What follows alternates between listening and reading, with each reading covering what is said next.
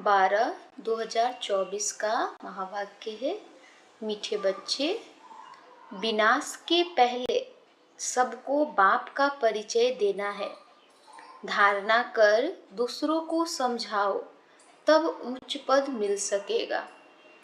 आज का प्रश्न है, राजयोगी स्टूडेंट को बाप का डायरेक्शन क्या है? उत्तर, तुम्हें डायरेक्शन है कि एक बाप का बनकर फिर औरों से दिल नहीं लगानी है। प्रतिज्ञा कर फिर पतित नहीं बनना है। तुम ऐसा संपूर्ण पावन बन जाओ जो बाप और टीचर की याद स्वतः निरंतर बनी रहे।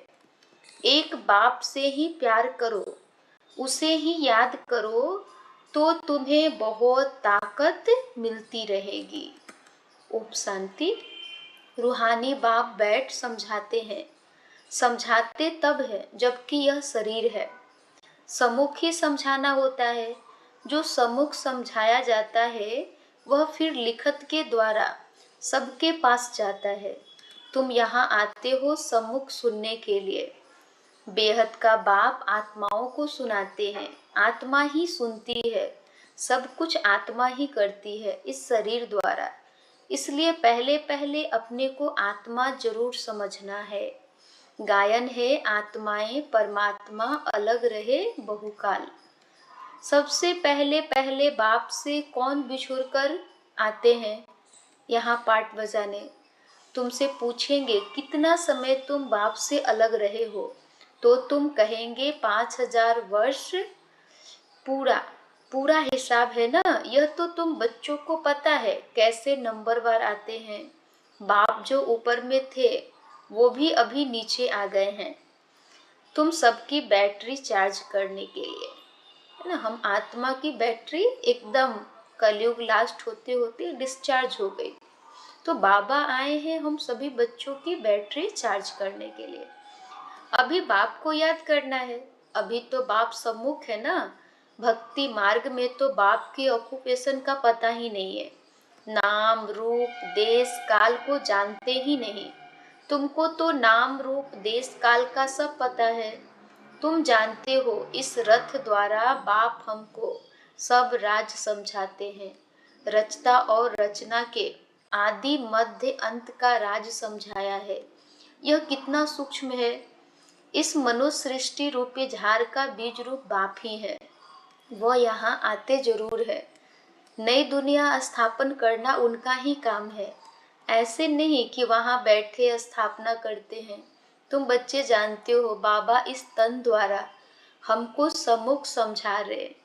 यह भी बाप का प्यार करना हुआ ना। और कोई को भी उनकी बायोग्राफी का पता नहीं है। गीता है आदि सनातन देवी देवता धर्म का शास्त्र। यह भी तुम जानते हो। इस ज्ञान के बाद है विनाश। विनाश जरूर होना है। और जो भी धर्म स्थापक आते हैं उनके आने पर विनाश नहीं होता है। विनाश का टाइम ही यह है। इसलिए तुमको जो ज्ञान मिलता है वो फिर खलास हो जाता है। तुम बच्चों की बुद्धि में यह सब बातें हैं। तुम रचता और रचना को जान गए हो। हैं दोनों अनादि जो चलते आते हैं। बाप का पाठ ही है संगम पर आने का। भक्ति आधा कल्प चलती है, ज्ञान नहीं चलता है। ज्ञान का वर्षा आधा कल्प के लिए मिलता है। ज्ञान तो एक ही बाप सिर्फ संगम पर मिलता है। यह क्लास तुम्हारा एक ही बार चलता है। यह बातें अच्छी रीति समझकर फिर औरों को समझाना भी है। पद का सारा मदार है सर्विस करने पर। तुम जानते हो पुरुषार्थ कर अब नई दुनिया में जाना है। धारणा कर और दूसरों को समझाना है। इस पर ही तुम्हारा पद है। विनाश होने के पहले सबको बाप का परिचय देना है और रचना के आदि मध्य अंत का परिचय देना है। तुम भी बाप को याद करते हो कि जन्म जन्मांतर के पाप कट जाए। जब तक बाप पढ़ाते रहते हैं याद जरूर करना है। पढ़ाने वाले के साथ योग तो रहेगा ना। टीचर पढ़ाते हैं तो उनके साथ योग रहता है। योग बिगर पढ़ेंगे कैसे। योग अर्थात पढ़ाने वाले की याद। यह बाप भी है, टीचर भी है, सतगुरु भी है। तीनों रूप में पूरा याद करना पड़ता है। यह सतगुरु तुम्हें एक ही बार मिलता है। ज्ञान से सद्गति मिली, बस फिर गुरु की रस्म ही खत्म। बाप टीचर की रस्म चलती है, गुरु की रस्म खत्म हो जाती है। सद्गति मिल गई ना, निर्वाण धाम में तुम प्रैक्टिकल में जाते हो। फिर अपने समय पर पाठ बजाने आएंगे। मुक्ति, जीवन मुक्ति दोनों तुमको मिल जाती है। मुक्ति भी जरूर मिलती है। थोड़े समय के लिए घर जाकर रहेंगे। यहाँ तो शरीर से पाठ बजाना पड़ता है। पिछाड़ी में सब पाठधारी आ जाएंगे। नाटक जब पूरा होता है तो सब एक्टर्स स्टेज पर आ जाते हैं। अभी भी सब एक्टर्स स्टेज पर आकर इकट्ठे हुए हैं। कितना घोर घमसान है। सतयुग आदि में इतना घोर घमसान नहीं था। अभी तो कितनी अशांति है। तो अब जैसे बाप को सृष्टि का नॉलेज है तो बच्चों को भी नॉलेज है। बीज को नॉलेज है ना, हमारा झाड़ कैसे वृद्धि को पाकर फिर खत्म होता है। अभी तुम बैठे हो नई दुनिया की सैपलिंग लगाने अथवा आदि सनातन देवी देवता धर्म का सैपलिंग लगाने। तुमको पता है इन लक्ष्मी नारायण ने राज्य कैसे पाया।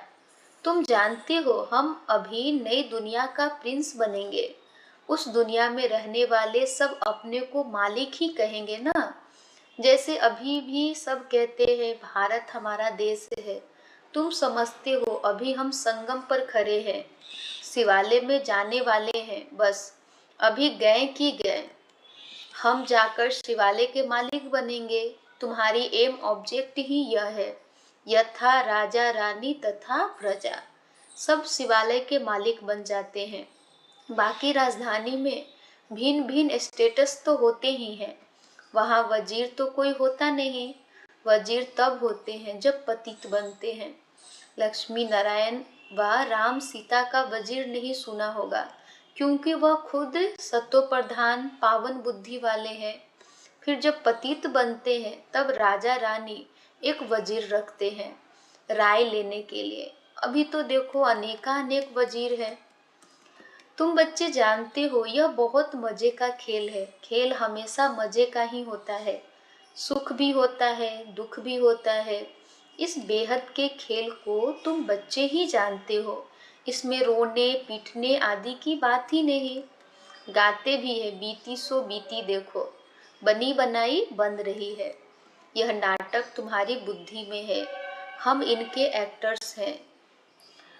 हमारे 84 जन्मों का पाठ एक्यूरेट अविनाशी है। जो जिस जन्म में जो एक्ट करते आए हैं वही करते रहेंगे।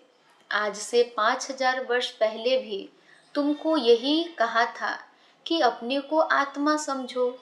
गीता में भी अक्षर है, तुम जानते हो। बरोबर आदि सनातन देवी देवता धर्म जब स्थापन हुआ था तो बाप ने कहा था, देह के सब धर्म छोड़ अपने को आत्मा समझो और बाप को याद करो। मन मना भव का अर्थ तो बाप ने अच्छी रीति समझाया है। भाषा भी यही है। यहाँ देखो कितनी ढेर भाषाएं हैं। भाषाओं पर भी कितना हंगामा है। भाषा बिगड़ तो काम चल न सके। ऐसी ऐसी भाषाएं सीखकर आते हैं जो मदर लैंग्वेज खलास हो जाती है। जो जास्ती भाषाएं सीखते हैं उनको इनाम मिलता है। जितने धर्म उतनी भाषाएं होंगी। वहाँ तो तुम जानते हो अपनी ही रजाई होगी, भाषा भी एक होगी। यहाँ तो 100 माइल पर एक भाषा है, वहाँ तो एक ही भाषा होती है। यह सब बातें बाप बैठ समझाते हैं, तो उस बाप को ही याद करते रहो। शिव बाबा समझाते हैं ब्रह्मा द्वारा। रथ तो जरूर चाहिए ना। शिव बाबा हमारा बाप है। बाबा कहते हैं मेरे तो बेहद के बच्चे हैं। बाबा इन द्वारा पढ़ाते हैं ना। टीचर को कभी गले से थोड़े ही लगाते हैं। बाप तो तुमको पढ़ाने आए हैं, राजयोग सिखलाते हैं, तो टीचर ठहरा ना। तुम स्टूडेंट हो, स्टूडेंट कभी टीचर को फांकी पहनते हैं क्या? एक बाप का बनकर फिर औरों से दिल नहीं लगानी है। बाप कहते हैं मैं तुमको राजयोग सिखलाने आया हूँ ना।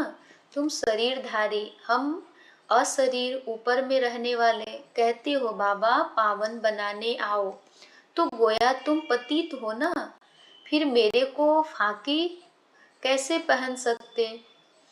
प्रतिज्ञा कर फिर पतित बन जाते हैं। जब एकदम पावन बन जाएंगे पिछाड़ी में फिर याद भी रहेंगे। टीचर को गुरु को याद करते रहेंगे। अभी तो छीछी बन गिर पड़ते हैं और ही 100 गुना दंड पड़ जाता है। यह तो बीच में दलाल के रूप में मिला है, उनको याद करना है। बाबा कहते हैं मैं भी उनका मुरब्बी बच्चा हूँ, फिर मैं कहाँ भाखी पहन सकता हूँ?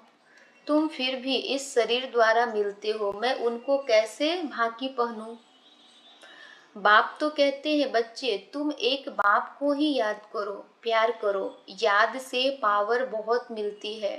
बाप सर्वशक्तिमान है। बाप से ही तुमको इतनी पावर मिलती है। तुम कितने बलवान बनते हो, तुम्हारी राजधानी पर कोई जीत पहन न सके। रावण राज्य ही खत्म हो जाता है। दुख देने वाला कोई रहता ही नहीं, उनको सुखधाम कहा जाता है। रावण सारे विश्व में सबको दुख देने वाला है। जानवर भी दुखी होते हैं। वहाँ तो जानवर भी आपस में प्रेम से रहते हैं, यहाँ तो प्रेम है नहीं। तुम बच्चे जानते हो यह ड्रामा कैसे फिरता है। इसके आदि मध्य अंत का राज बाप ही समझाते हैं। कोई अच्छी रीति पढ़ते हैं, कोई कम पढ़ते हैं। पढ़ते तो सब है ना। सारी दुनिया भी पढ़ेगी, अर्थात बाप को याद करेगी। बाप को याद करना ये भी पढ़ाई है ना। उस बाप को सब याद करते हैं। वह सर्व का सद्गति दाता, सबको सुख देने वाला है। कहते भी है आकर पावन बनाओ, तो जरूर पतित ठहरे। वह तो आते ही है भिखारियों को निर्विकारी बनाने। पुकारते भी है कि हे अल्लाह आकर हमको पावन बनाओ। उनका यही धंधा है, इसलिए बुलाते हैं। तुम्हारी भाषा भी करेक्ट होनी चाहिए। वे लोग कहते हैं अल्लाह, वह कहते हैं गॉड, गॉड फादर भी कहते हैं। पिछाड़ी वालों की बुद्धि फिर भी अच्छी रहती है, इतना दुख नहीं उठाते। तो अब तुम सम्मुख बैठे हो, क्या करते हो? बाबा को इस भ्रुकुटी में देखते हो। बाबा फिर तुम्हारी भ्रुकुटी में देखते हैं, जिसमें मैं प्रवेश करता हूँ, उनको देख सकता हूँ। वह तो बाजू में बैठा है, यह बड़ी समझने की बात है। मैं इनके बाजू में बैठा हुआ हूँ, यह भी समझता है हमारे बाजू में बैठा है। तुम कहेंगे हम सामने दो को देखते हैं, बाप और दादा दोनों आत्मा को देखते हैं। तुम्हारे में ज्ञान है, बाप दादा किसको कहते हैं? आत्मा सामने बैठी है। भक्ति मार्ग में तो आंखें बंद कर बैठ सुनते हैं। पढ़ाई कोई ऐसे थोड़े ही होती है, टीचर को तो देखना पड़े ना। यह तो बाप भी है, टीचर भी है, तो सामने देखना होता है। सामने बैठे और आंखें बंद हो, झुटका खाते रहे, ऐसी पढ़ाई तो होती नहीं। स्टूडेंट टीचर को जरूर देखता रहेगा, नहीं तो टीचर कहेंगे यह तो झुटका खाते रहते हैं, यह कोई भांग पी कर आए हैं। तुम्हारी बुद्धि में है, बाबा इस तन में है। मैं बाबा को देखता हूँ। बाप समझाते हैं यह क्लास कॉमन नहीं है जो कोई आंखें बंद कर बैठे। स्कूल में कभी कोई आंखें बंद करके बैठते हैं क्या? और सत्संगों को स्कूल नहीं कहा जाता है। भल गीता बैठ सुनाते हैं, परंतु उसको स्कूल नहीं कहा जाता है। वह कोई बाप थोड़े ही है जिसको देखे। कोई कोई शिव के भक्त होते हैं तो शिव को ही याद करते हैं, कान से कथा सुनते रहते हैं। शिव की भक्ति करने वालों को शिव को ही याद करना पड़े। कोई भी सत्संग में प्रश्न उत्तर आदि नहीं होता है, यहाँ होता है। यहाँ तुम्हारी आमदनी बहुत है, आमदनी में कभी उबासी नहीं आ सकती। धन मिलता है ना तो खुशी होती है, उबासी गम की निशानी है। बीमार होगा, वह दिवाला निकला होगा तो उबासी आती रहेगी। पैसा मिलता रहेगा तो कभी उबासी नहीं आएगी। बाबा व्यापारी भी है, रात को स्टीमर आते थे तो रात को जगना पड़ता था। कोई कोई बेगम रात को आती है तो सिर्फ फीमेल के लिए ही खुला रहता है। बाबा भी कहते हैं प्रदर्शनी आदि में फीमेल्स के लिए खास दिन रखो तो बहुत आएंगी। पर्दे नसीन भी आएंगी। बहुएं पर्दे नसीन रहती है, मोटर में भी पर्दा रहता है। यहाँ तो आत्मा की बात है, ज्ञान मिल गया तो पर्दा भी खुल जाएगा। सतयुग में पर्दा आदि होता नहीं, यह तो प्रवृत्ति मार्ग का ज्ञान है ना। अच्छा, मीठे मीठे सिकिलधे बच्चों प्रति माता पिता बाप दादा का याद प्यार और गुड मॉर्निंग। रूहानी बाप की रूहानी बच्चों को नमस्ते। हम रूहानी बच्चों के रूहानी माता पिता बाप दादा को याद प्यार गुड मॉर्निंग और नमस्ते नमस्ते नमस्ते। धारणा के लिए मुख्य सार है। पहला, यह खेल बड़ा मजे का बना हुआ है, इसमें सुख और दुख का पाठ नुधा हुआ है, इसलिए रोने पीटने की बात नहीं। बुद्धि में रहे बनी बनाई बन रही, बीती का चिंतन नहीं करना है। 2 नंबर है, यह कॉमन क्लास नहीं है, इसमें आंखें बंद करके नहीं बैठना है, टीचर को सामने देखना है, उबासी आदि नहीं लेनी है। उबासी गम यानी दुख की निशानी है। आज का वरदान है, संतुष्टता के 3 सर्टिफिकेट ले, अपने योगी जीवन का प्रभाव डालने वाले सहज योगी भव। संतुष्टता के 3 सर्टिफिकेट ले, अपने योगी जीवन का प्रभाव डालने वाले सहज योगी भव। संतुष्टता योगी जीवन का विशेष लक्ष्य है। जो सदा संतुष्ट रहते हैं और सर्व को संतुष्ट करते हैं, उनके योगी जीवन का प्रभाव दूसरों पर स्वतः पड़ता है। जैसे साइंस के साधनों का वायुमंडल पर प्रभाव पड़ता है, ऐसे सहज योगी जीवन का भी प्रभाव होता है। योगी जीवन के 3 सर्टिफिकेट हैं। 1, स्व से संतुष्ट, दूसरा बाप संतुष्ट और तीसरा लौकिक अलौकिक परिवार संतुष्ट। आज का स्लोगन है, स्वराज्य का तिलक, विश्व कल्याण का ताज और स्थिति के तख्त पर विराजमान रहने वाले ही राजयोगी है। स्वराज्य का तिलक, विश्व कल्याण का ताज और स्थिति के तख्त पर विराजमान रहने वाले ही राजयोगी हैं। अच्छा, ओम शांति।